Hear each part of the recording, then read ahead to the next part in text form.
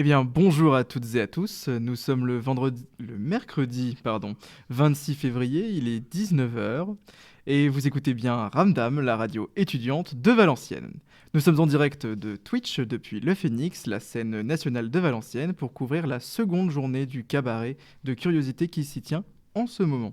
Pour rappel, le cabaret est un festival dédié à la création contemporaine, au cours de laquelle les artistes, chercheurs et acteurs des territoires vous offrent leur regard et leurs pensées dans une perspective engagée. Le thème de cette année est guérilla et nous invite à nous questionner sur les mécanismes de la résistance et de l'engagement dans un monde où de plus en plus de conflits émergent sous des formes toujours plus multiples. Eh bien, à mes côtés pour cette émission, nous allons retrouver Kylian. Bonjour Kylian. Bonjour Célestin. Et autour de notre table, nous avons Léa Anaïs de l'équipe du Phénix. Bonjour Léa Anaïs. Bonjour. Donc tu as pu voir Knessia, un prénom qui veut dire l'étrangère, un spectacle de Knessia Onitchenko, Laurent Atta et Lionel Palin. Exactement. Est-ce que tu pourrais nous en parler un petit peu plus de ce spectacle ? Bien sûr, du coup, ce spectacle tourne autour de l'histoire de Ksenia, qui, du coup, est une exilée de cette période-là où le Phénix l'a ramenée en France pour sa protection avec ses enfants. Et ce spectacle est sur ce moment où la guerre a été lancée, le 24 février 2022. Elle va raconter dedans ce passage de la journée juste avant, où sa vie était encore normale, et le moment brusque où tout a basculé. C'est assez émouvant.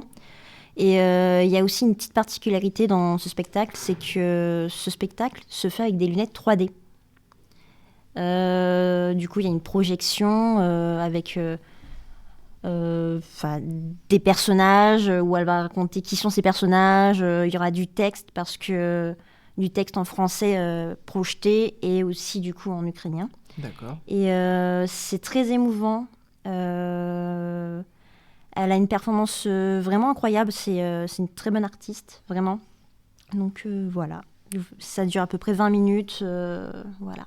Donc qu'est-ce que tu en as pensé en général ? Qu'est-ce que tu en tires de ce spectacle ? Qu'est-ce que tu dirais aux gens pour les amener à voir ce spectacle ?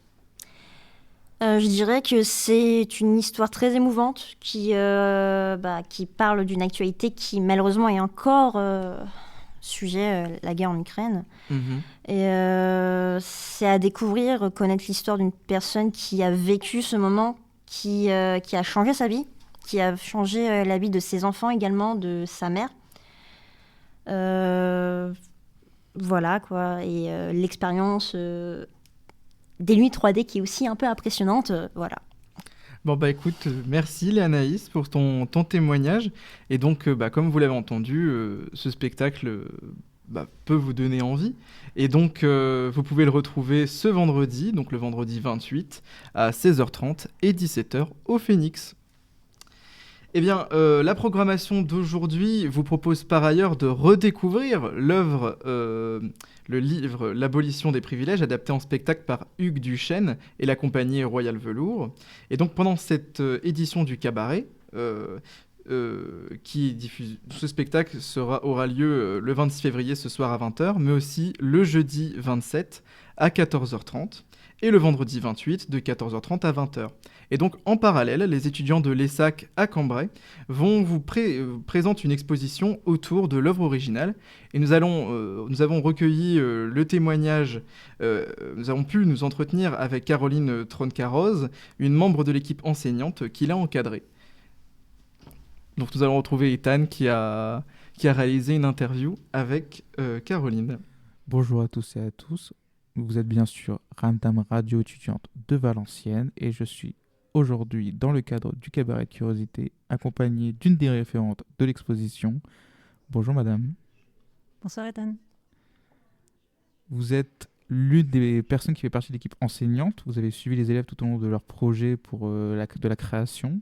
Est-ce que vous pourriez un peu nous parler déjà de pourquoi avoir choisi ce projet, dans quel cadre ce projet est-il réalisé ? Alors ce projet est réalisé, alors je ne suis pas toute seule, on est 2 enseignants. Il y a Romain Descours qui n'est pas là ce soir, mais il accompagne, on le salue, il accompagne le projet. Ce projet est monté dans le cadre d'un atelier de recherche et de création pour des étudiants et étudiantes de 3e année. Et on fait un partenariat avec le Phénix d'une année sur 2, puisque l'année suivante, l'année sur 2, c'est soit à l'Opéra de Lille ou soit au Phénix de Valenciennes. Et en fait, ce partenariat, pourquoi cette pièce ? Parce que c'est une discussion au départ avec l'équipe du Phénix. On essaye de choisir une pièce qui va parler aux étudiants et où il y a une résonance aussi avec leur projet. Et c'est vrai que quand ils nous ont présenté l'abolition des privilèges de Hugues Duchesne, tout de suite, ça nous a paru pertinent de parler des événements de 1789 et de voir quelles étaient les résonances, les échos avec l'actualité, la politique.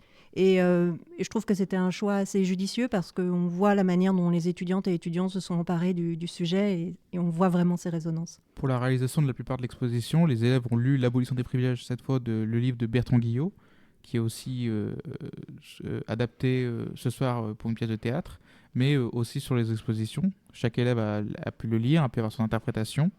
Et parlons un peu du titre, qui est assez intéressant, qui s'appelle 4 routes, 3 ordres et 12 propositions. C'est ça, 4-3-12. On a beaucoup brainstormé, on a beaucoup cherché le titre. Et en fait, l'idée, c'était d'avoir un titre qui regroupe l'ensemble de l'esprit de chaque projet des étudiants. Donc, la nuit du 4 août, puisque l'essentiel de l'abolition des privilèges se passe le 4 août, même si des étudiantes ou des étudiants parlent du 5 octobre ou parlent des événements après cette nuit-là. 3 ordres, puisque dans l'abolition des privilèges, c'est vraiment l'éclatement de ces 3 ordres avec le développement, enfin en tout cas l'éclosion du tiers-état, le clergé qui perd tous ses biens, la noblesse qui participe aussi à cette abolition des privilèges. Et puis les 12 propositions, puisque dans le terme proposition, il y a aussi peut-être cette dimension politique aussi qui est très très forte, puisque la plupart des étudiants, on le voit dans leurs projets, où ont voulu développer une certaine interactivité avec le public. C'est-à-dire que ce sont des projets, mais ce sont surtout des espaces de discussion. Et d'ailleurs, les étudiants sont présents et étudiants sont là présents toute la semaine pour précisément faire la médiation, pour parler de leurs projets les uns avec les autres. Pour continuer un peu, vous êtes professeur à l'ESAC de Cambrai. Vous les avez accompagnés tout le long. Parlons un peu plus de l'ESAC.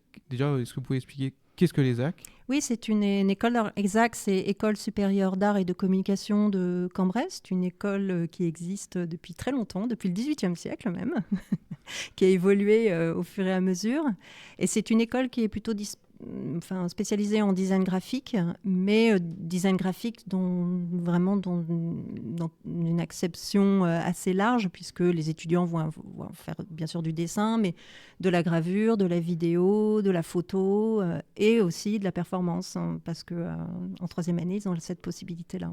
Comme on en parle, vous avez vraiment laissé une liberté à chaque étudiant de réaliser leur projet comme il le voulait, avec des techniques différentes. On a de la vidéo, on a du sonore. C'est ça. On a aussi beaucoup de dessins, parce que c'était avant tout une école d'art. Oui, oui. Quelle était votre mission à vous en tant que référent, accompagné aussi de d'autres personnes ?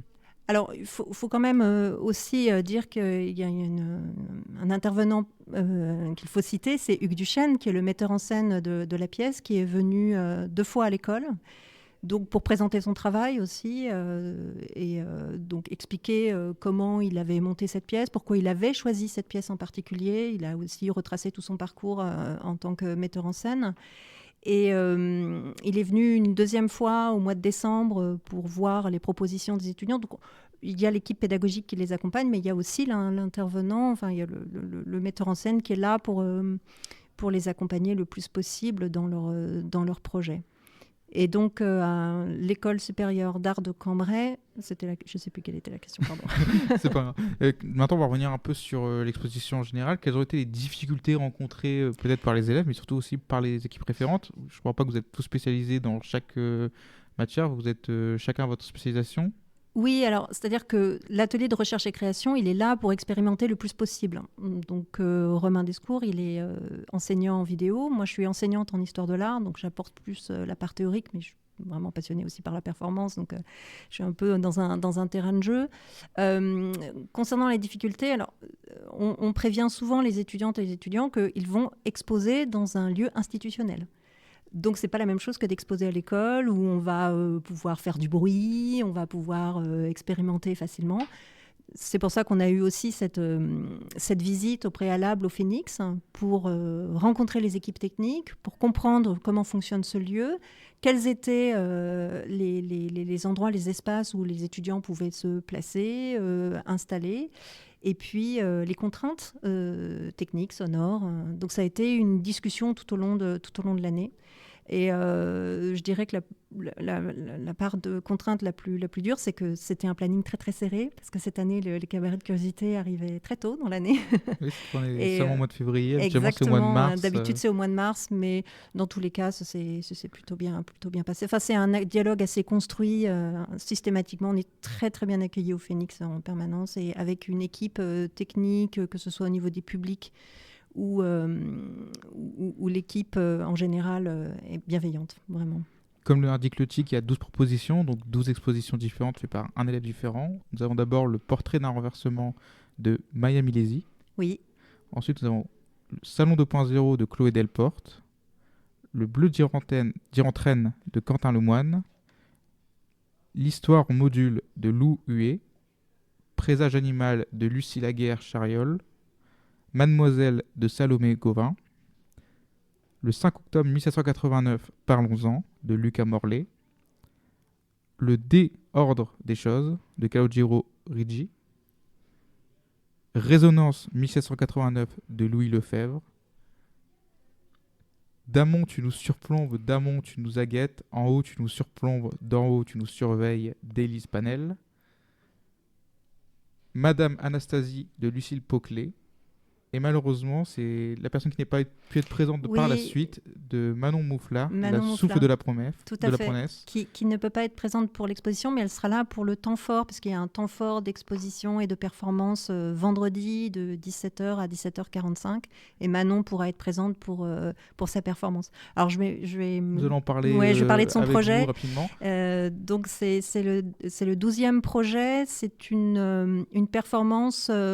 à partir d'un cut-up, c'est-à-dire qu'elle a entièrement photocopié le texte de Bertrand Guillot et elle a recomposé un texte poétique à partir du texte original en version cut-up. Donc on peut voir la manière, il y a une vidéo de présentation où on voit quand elle découpe soit des mots, soit des lettres pour composer son travail d'écriture, parce que Manon a un travail d'écriture assez fort dans sa pratique. Et je ne voudrais pas en dire trop sur la performance, mais voilà, j'invite vraiment les gens à venir voir ce qu'elle va faire autour de ce texte, qui est autour du souffle de la promesse. Donc cette idée de cette promesse merveilleuse qu'a pu être cette nuit du 4 août, et puis cette fausse promesse aussi, qui est souvent évoquée dans les travaux des étudiants que vous verrez, que vous pouvez voir dans l'exposition. On espère que ça sera bien vendredi, on essaiera de la voir peut-être. On invite nos auditeurs à y aller, c'est de 17h à 17h45 la performance. Voilà, c'est ça. Tandis que vous pouvez retrouver par la suite l'ensemble des 11 étudiants qu'on a pu recevoir ici à Ramdam pour parler de chacun de leurs projets, du livre en général. On rappelle les dates de l'exposition, donc elles sont déjà passées, c'était depuis mardi dernier que ça allait de 15h à 18h. Donc ce sera jeudi le 27 de 9h30 à 18h et vendredi de 9h30 à 17h45 et la performance de 17h à 17h45. Tout à fait. Et j'invite vraiment les auditeurs et les auditrices à venir et à discuter le plus possible parce que les étudiants... faut bien imaginer que ce travail, il est présenté au Phénix, mais c'est un travail qu'ils présentent aussi dans le cadre de leur diplôme, puisqu'ils sont en 3e année, licence, et ils font une soutenance, et ça les prépare un peu aussi à cette soutenance, de défendre leur projet, puisque dans le cadre plus tard de leur métier, quand ils seront amenés aussi à défendre, à argumenter sur des projets. Donc c'est bien. Puis ils sont vraiment avides de rencontres, de discussions et d'échanges. Donc je pense que c'est important qu'ils soient là, qu'ils soient présents.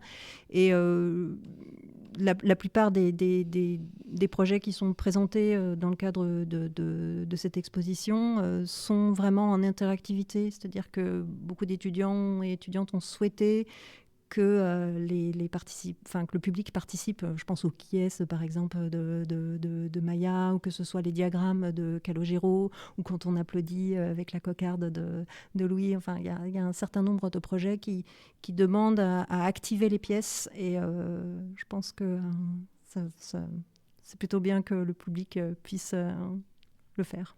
On espère qu'ils se plairont, que ça leur plaira, qu'ils découvriront peut-être des nouvelles choses sur cet événement. Dans la main, j'ai la chance d'avoir un papier qui a été fait par les élèves, qui retrace l'ensemble de l'exposition, des petites définitions avec chaque élève. Oui, et sur la première page, j'ai un design fait par les étudiants, décidé. Oui, c'est Maxime Salès, donc, qui est un étudiant de 3e année à l'école d'art de Cambrai. L'idée, c'est, comme ils sont graphistes, c'est de les entraîner aussi à faire... alors, c'est un format qu'on appelle l'affiche programme, puisque d'un côté, vous avez l'affiche, et puis de l'autre côté, vous avez le programme de l'exposition et des performances. Et l'idée, c'était d'avoir... parce qu'il y a souvent cette idée de portrait. D'abord, quand on lit l'abolition des privilèges, on commence par des portraits de personnages. On rentre dans le livre et tous les étudiants qui sont venus s'exprimer, les 11 étudiants, ont tous expliqué qu'ils avaient adoré le bouquin, adoré le livre, et en expliquant que ce n'était pas forcément évident, qu'ils ne sont pas forcément à l'aise avec la lecture. Et je le confirme, on rentre dedans et on rentre par ces personnages. Et donc l'idée de Maxime, c'était de pouvoir présenter à la fois ces personnages et puis l'idée de cet éclatement des 3 ordres. Donc d'où cette accumulation de visages à la fois de personnalités masculines et féminines de la Révolution française. Juste maintenant, pour terminer, j'ai la question que j'ai posée à l'ensemble des étudiants que je vais vous poser à vous en tant que référente. Qu'avez-vous pensé de l'exposition et quel mot donneriez-vous pour donner envie aux gens de venir ? Le mot, c'est générosité. Parce que je pense que les étudiants ont mis beaucoup de cœur et beaucoup d'entrain, d'envie dans leur projet. Et deuxième mot, c'est interactivité et échange, surtout, parce qu'ils sont vraiment avides de vouloir parler et discuter de leurs propositions. Merci à vous. Et chers auditeurs, comme on l'a dit, générosité, venez voir l'exposition, venez apprécier le travail de plusieurs étudiants, la différence de chacun, les techniques, les spécialités de chacun. On rappelle les dates. C'est demain, donc le jeudi 27 février de 9h30 à 18h et le vendredi 28 février de 9h30 à 17h45, ainsi qu'une performance de 17h à 17h45. Exactement. Et ça montre la pluralité aussi de ce qu'on peut faire à l'école. C'est-à-dire quand on parle de design graphique, on peut penser que forcément édition ou affiche, mais là on montre vraiment la pluralité des démarches. On espère qu'ils ont tous une bonne note alors. Bien sûr. Merci à vous. Merci Ethan et merci à Radio Ramdam. Dans l'émission de demain, nous retrouverons les étudiants qui parleront en profondeur de leurs projets et leurs inspirations. De notre côté, je vous propose de nous pencher sur le programme complet de demain, la 4e journée du cabaret, avec Kylian. Et oui, et la journée débutera à 10h30 avec Comme des étoiles d'Emma Gustafsson et Laurent Attat. Les 2 co-dirigeants de la compagnie Anima Motrix se sont basés sur le texte de l'écrivain norvégien John Fosse pour, au travers de la poésie, vous proposer de vous plonger dans l'entrelacement entre danse et théâtre. À 14h30, Hugues Dechêne vous présentera quant à lui l'abolition des privilèges, un seul en scène dont on vous a déjà parlé en début d'émission et qui reviendra sur un épisode clé de la Révolution française, la nuit du 4 août 1789, pendant laquelle les droits féodaux ont été balayés, le tout parsemé évidemment de savantes incursions de sujets contemporains.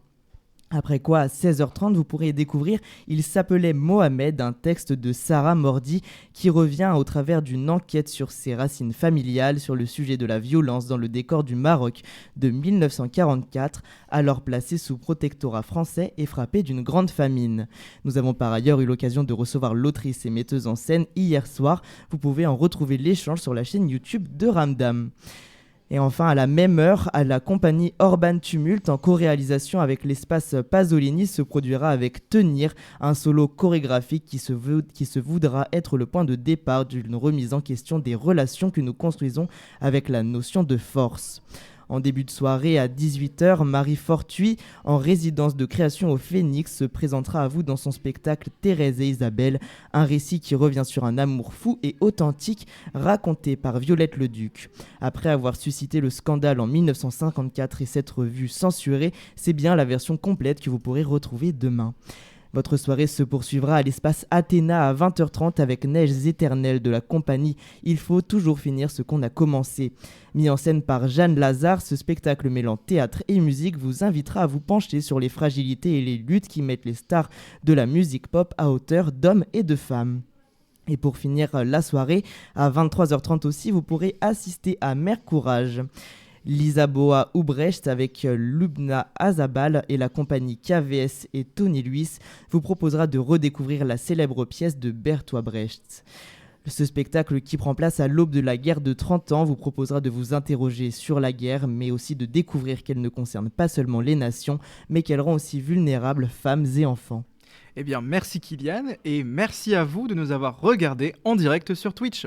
Nous étions en direct du Phénix, la scène nationale de Valenciennes, avec Ethan à la réalisation, Antoine au son, Renaud au montage de l'interview, Daniel et Renaud au cadrage, et Kylian et moi-même à l'animation. Merci à tous et bonne soirée. Bonne soirée.